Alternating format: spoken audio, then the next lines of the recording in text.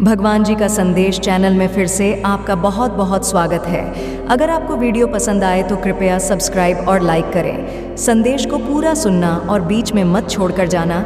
मेरे बच्चे कैसे हो तुम? मुझे पता है कि तुम अच्छे नहीं हो।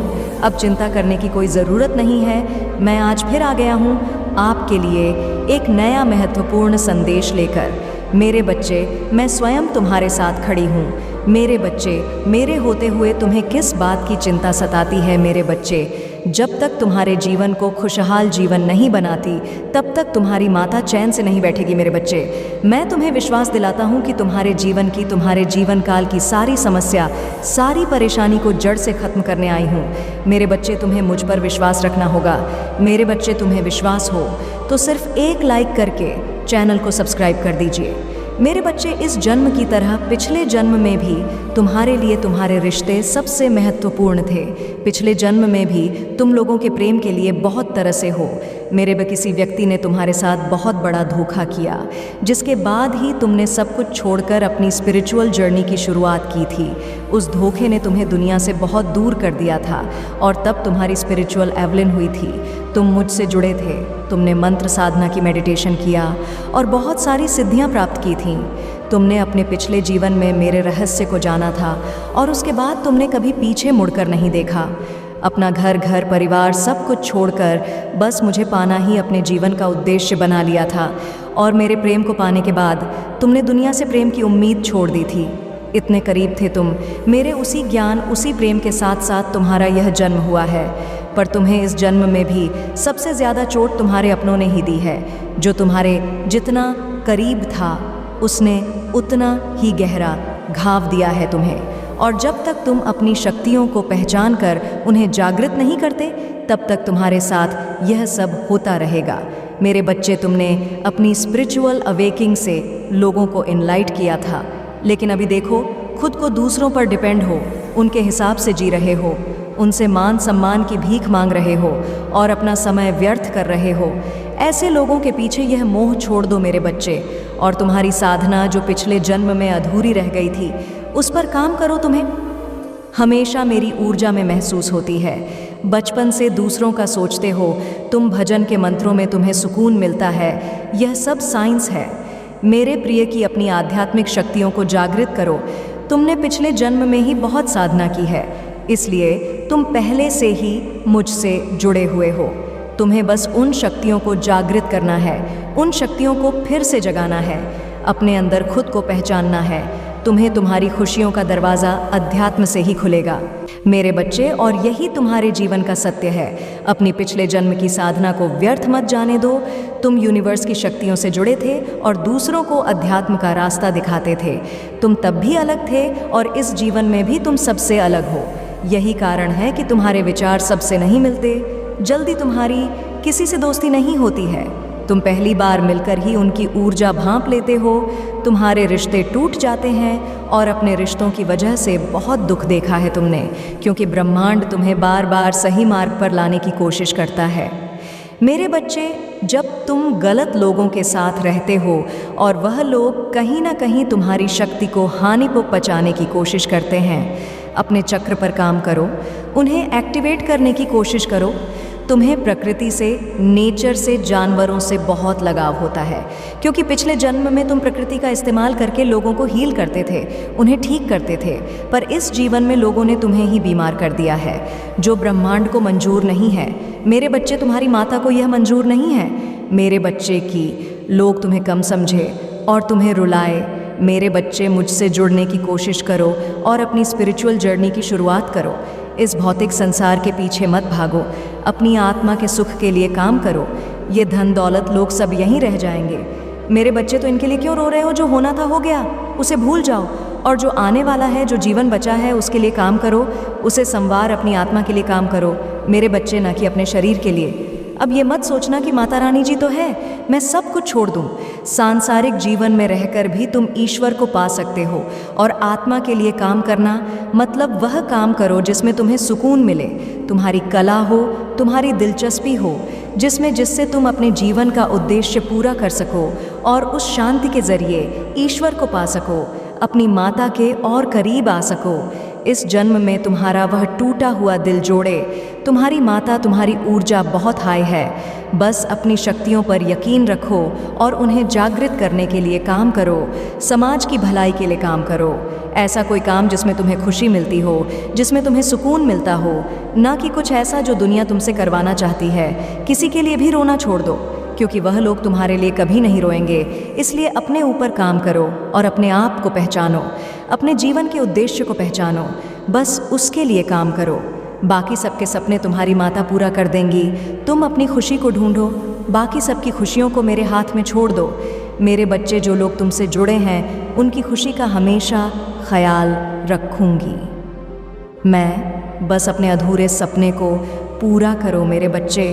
तुम्हें बहुत बुरे सपने आते हैं, तुम्हें अपने सपनों में नकारात्मक ऊर्जा दिखती है या अपने साथ कुछ बुरा होते देखते हो। तुम इन सपनों की वजह से तुम्हें अच्छी नींद भी नहीं आती है और उठने के बाद भी तुम्हारा सर बहुत भारी रहता है।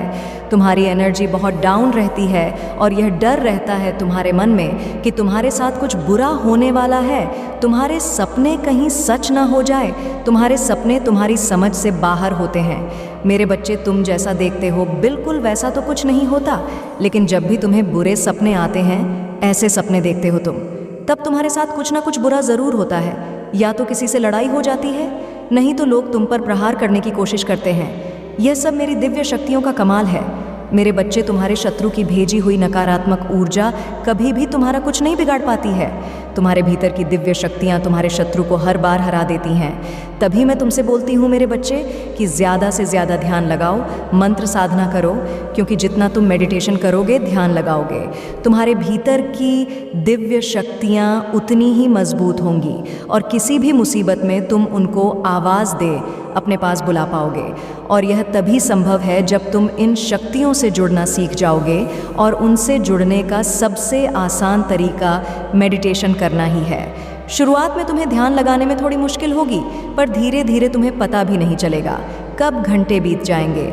एक बार तुमने ध्यान की कला में महारत हासिल कर ली, फिर तुम शक्तियों से जुड़ना सीख जाओगे और तुम जो सोचोगे वह सच होने लगेगा। तुम्हारे विचलित मन को शांति मिलेगी और कोई भी नकारात्मक ऊर्जा कभी तुम पर अटैक नहीं करेगी।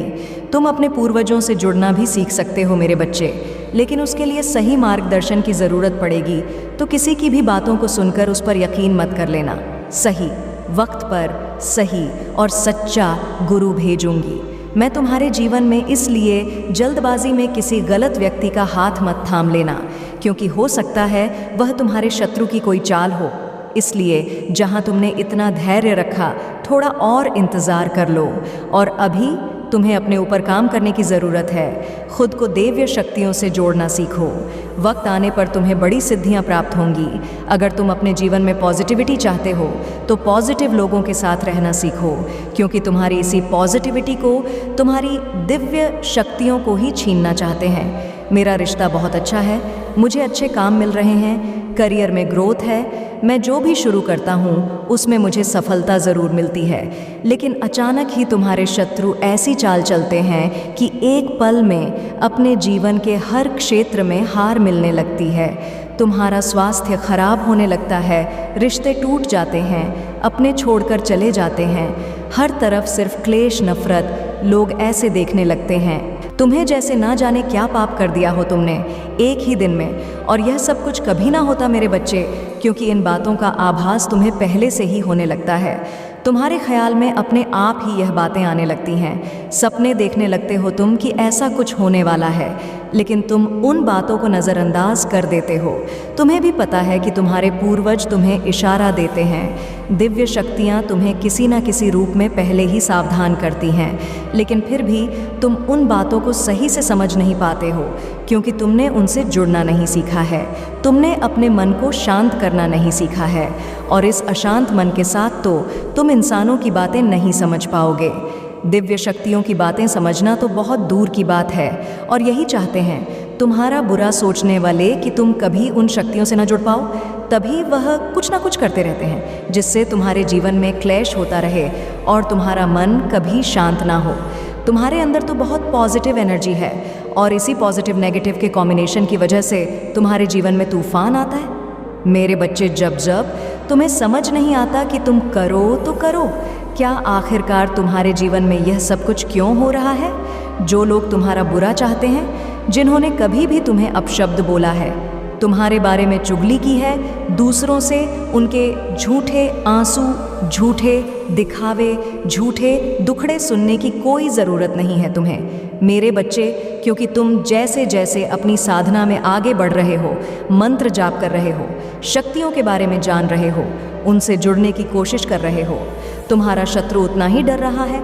इसलिए जब भी तुम्हें अपने आसपास नेगेटिविटी महसूस हो, तुम्हारे दिमाग में गलत विचार आए, तुम्हारा कुछ करने का मन करे जो तुम्हें नहीं करना चाहिए, तुरंत मंत्रों का उच्चारण शुरू कर दिया करो, क्योंकि तुम्हारा शत्रु या कोई नेगेटिव एनर्जी तुम्हारी साधना को तोड़ने की कोशिश करती है उस वक्त।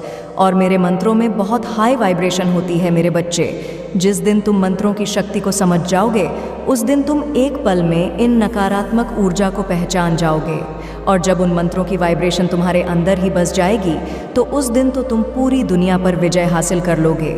इसलिए जितना हो सके उतना मंत्र जाप करो, अपने मन को शांत रखने की कोशिश करो। तुम्हारा शत्रु तुम्हें इन शक्तियों से दूर करना चाहता है मेरे बच्चे। उस व्यक्ति को अपने किए की बहुत बड़ी सज़ा मिली है, बहुत रोया है। वह पिछले महीने हर दरवाजे से ठुकराया गया है, सबने उसका साथ छोड़ दिया है। वह अब मुझसे एक और मौके की भीख मांग रहा है मेरे बच्चे। वह चाहता है कि तुम फिर से उसके जीवन में आ जाओ, उसे माफ़ कर दो, तुम्हें पाने की अर्जी लगाता है। वह मेरे दरबार में वह चाहता है कि बस एक बार तुम उसके दिल की बात सुन लो, बस एक बार उससे मिल लो। उसके बाद तुम्हारा जो भी फैसला होगा वह उसे मंजूर है कि तुम उसकी आंखों में उसके कर्म पढ़ लोगे, तुम उसका हाल जान जाओगे। और वह तुम्हें लाचारी नहीं दिखाना चाहता, वह तुम्हें यह नहीं बताना चाहता कि तुम जीत गए हो। तुम्हारा सच जीत गया है और उसका जीवन नरक से कम नहीं है। अब उसका घमंड टूट गया है मेरे बच्चे। अब वह तुमसे नज़रें मिलाने लायक नहीं रहा। ऊंची आवाज़ में बात करना तो दूर की बात है, उसके लिए हुए सारे फैसले गलत साबित हुए हैं। उसने खुद ही अपने पैर पर कुल्हाड़ी मारी थी। तुम्हें तो वह हमेशा बेवकूफ़ समझता था, तुम्हारी सलाह को हमेशा नज़रअंदाज करता था, लेकिन आज उसी बेवकूफ़ की सलाह के लिए तरस रहा है। वह आज उसे एहसास हो रहा है कि उस बेवकूफ़ की सलाह ही उसके जीवन को बचा सकती है। लेकिन अब तुम किसी ऐसे व्यक्ति को सलाह नहीं देते जिसे तुम्हारी बातों की कदर ना हो। अब तुम लोगों को मनाते नहीं हो। जिन लोगों को तुमसे बात करनी है वह करें, जिन्हें नहीं करनी वह ना करें। तुम्हें अब कोई फ़र्क नहीं पड़ता, ना तुम्हारे पास इतना समय है। पर उस व्यक्ति को एक आदत सी हो गई थी कि वह तुम्हारा अपमान करे, तुम्हें अपशब्द बोले, लेकिन उसकी हरकतों की माफ़ी भी तुम ही मांगते थे। अब उसे शर्म आ रही है कि वह कैसे तुमसे माफ़ी मांग सकता है। वह चाहता है कि तुम फिर से पहले जैसे हो जाओ, जो अब नामुमकिन है मेरे बच्चे। और कहीं ना कहीं यह बात वह भी जानता है कि अब तुम उसके पीछे नहीं भागने वाले। तभी वह मेरे दर पर आकर रोता है, मुझसे भीख मांगता है कि तुम उसे माफ़ कर दो। मेरे सामने गिड़गिड़ा रहा। वह तुम्हें पाने के लिए तुम अपने बारे में सोच रहे हो, अपने लिए स्टैंड ले रहे हो। इसी बात का सबसे ज़्यादा है, तुम बहुत आगे बढ़ गए हो और शायद उसे कभी माफ़ नहीं करोगे। इसलिए वह मुझसे विनती कर रहा है कि माता रानी, मुझे पता है आपके लिए कुछ भी असंभव नहीं है। आप नामुमकिन लगने वाली चीज़ों को भी एक पल में मुमकिन कर देती है। आप उसका मन बदल दो माता, कोई चमत्कार कर दो। माता रानी जी, जिससे वह मुझे माफ़ कर दे, बस यही प्रार्थना करता है। वह मुझसे, मेरे बच्चे और पिछले 1005 दिनों से तो उसके लिए एक एक पल काटना मुश्किल हो रहा है। इतने उतार चढ़ाव देख लिए उसने अपने जीवन में। पिछले 15 दिनों में ही उसकी दुनिया उजड़ गई है और इस तूफान में उसे तुम्हारी याद सबसे ज़्यादा आई है। कहीं ना कहीं तुम्हारे आंसू ही उसकी बर्बादी का कारण बने हैं। उसकी खुशियाँ तुम्हारे साथी हैं और तुम्हें पाने के लिए, तुम्हारा यकीन जीतने के लिए वह हर चौखट पर गया है। हर दरबार में तुम्हें पाने की मन्नत मांगी है उसने। पर मैं भी इतनी आसानी से उसकी इच्छा पूरी नहीं करने वाली हूँ मेरे बच्चे। उसे भी वही दर्द सहना होगा जो उसने तुम्हें दिया था। अपने कर्मों की वजह से वह तुम्हारी नज़र में गिर चुका है और अपने आप को सही साबित करने के लिए उसे बहुत पापड़ बेलने हैं, सब कुछ बहुत आसानी से संभाल लेते हो, लेकिन अगर उसे दूसरा मौका चाहिए तो उसे तुम्हारे लिए परफेक्ट बनकर दिखाना होगा, तभी मैं उसे दूसरा मौका दूंगी। अगर आप मुझ में अपनी भक्ति रखते हो तो मेरी इस वीडियो को शेयर करके माता रानी का संदेश और चैनल को सब्सक्राइब कर लेना, और साथ ही मेरा भाग्यशाली अंक 849 लिखकर मुझे अपनी स्वीकृति प्रदान कर देना। मेरे बच्चे, अब उसे समझ आ गया है कि शायद तुम इकलौते ऐसे इंसान हो जिससे वह मिला, जो इतना पॉजिटिव है, जो उसके जीवन में सकारात्मकता लाता है, उसके चेहरे पर हंसी लाता है। तुम इकलौते ऐसे इंसान हो जो उसके बारे में सोचता है, जो दूसरों का भला करना चाहता है, जो स्वार्थी नहीं है, और इसीलिए शायद तुम इतना रोते हो। तुम अकेले ऐसे व्यक्ति थे उसके जीवन में जो अंधेरा देखकर डरता नहीं था। तुमने हमेशा दूसरों को लड़ना सिखाया है, साहस दिया है। तुमने लोगों को हमेशा अंधेरे में रास्ता बनाने वाले इंसान रहे हो। तुम कभी उम्मीद नहीं हारते, किसी भी परिस्थिति से, किसी भी व्यक्ति से नहीं डरते हो, और तुम्हारे जैसा व्यक्ति उसने आज तक नहीं देखा। इस बात का एहसास हो गया है उसे। वह अब तुमसे बात किए बिना नहीं रह सकता। अतीत में उसने तुम्हारे बारे में बहुत नेगेटिव बोला है। तुम्हें लेकर उसकी सोच तुम्हारे प्रति बदल रही है। इस कलयुग में अगर कोई किसी और का सोच रहा है तो कहीं ना कहीं उसके ऊपर या उसके साथ भगवान ज़रूर हैं, और शायद ईश्वर ने ही उसकी मदद करने के लिए, उसके जीवन को खुशियों से भरने के लिए तुम्हें उसके जीवन में भेजा था। पर उसने क्या किया? उसने उसी एंजल को इतनी तकलीफ दी। यही कारण है कि पिछले कुछ समय से वह बहुत परेशान है, बहुत रो रहा है। उसने भी अपना लिया है कि मेरे साथ जो हो रहा है सही हो रहा है, मैं इसी लायक हूँ, इतना गलत किया मैंने, उसके साथ उसी की सज़ा भोग रहा हूँ मैं। पर अब समय आ गया है जब वह तुम्हारी तरफ कदम बढ़ाने वाला है, क्योंकि उससे और नहीं सहा जा रहा है। उसके सारे रिश्ते ही उसके खिलाफ चले गए हैं, उसके अपने ही उसे रुला रहे हैं, उसे प्रताड़ित कर रहे हैं, और अब उसे किसी भी हाल में तुमसे बात करनी है, क्योंकि तुम्हारे अलावा उसे कोई नहीं समझ सकता है। वह इस रिश्ते में आई दूरियों को ख़त्म करना चाहता है, बस अपने रिश्ते को कुछ लोगों की बुरी नज़र से बचा कर रखना चाहता है। वह, मेरे बच्चे, क्योंकि उन लोगों की वजह से ही तुम दोनों इतने दूर हो गए थे, और वह लोग फिर से कोशिश करेंगे तुम दोनों के बीच की। लेकिन अपने प्यार पर यकीन रखना, और वह इंसान जब तुम्हारे जीवन में वापस आए तो उसे मेरी ब्लेसिंग समझकर स्वीकार कर लेना। उसकी बातों को सुनने की कोशिश करना, समझने की कोशिश करना, अतीत को भूल जाना, क्योंकि तुम्हें भी पता है कि तुम उसके बिना नहीं रह सकते हो। इसलिए बार बार अतीत को लाकर, अतीत की बातें करके तुम खुद को भी तकलीफ दोगे और अपने रिश्ते को भी खराब करोगे। इसलिए अगर तुम विचार कर रहे हो उसे माफ़ करने का, तो सबसे पहले अतीत को भूल जाना, तो सबसे पहले तुम अपना ही भला करोगे, क्योंकि उससे तुम्हें ही सुकून मिलेगा, तुम्हारा ही दर्द कम होगा। तुम उससे बहुत गुस्सा हुए हो, लेकिन तुमने हमेशा एक माफ़ी की उम्मीद रखी थी मेरे बच्चे, कि माता रानी कोई बात नहीं, मुझे वह हक नहीं मिला, वह सम्मान नहीं मिला, पर इतनी तकलीफ़ देने के बाद भी मुझसे कभी किसी ने माफ़ी नहीं मांगी। वह माफ़ी तुम्हें मिलने वाली है, और उसकी बातें, उसकी माफ़ी, उसका रोना तुम्हारे सारे ज़ख्म भर देगी। तुम्हें वह हक मिलने वाला है जिसके लिए बहुत तरसे हो तुम।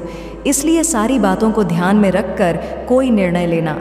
मेरे बच्चे, क्रोध में आकर या जल्दबाजी में कोई गलत कदम मत उठाना। वह आज रात में ही तुमसे बात करने की कोशिश करेगा। अगर तुम्हें बात नहीं करनी है तो वह तुम्हारी मर्जी होगी, पर सोच समझकर निर्णय लेना। मेरे अगले संदेश की प्रतीक्षा करना।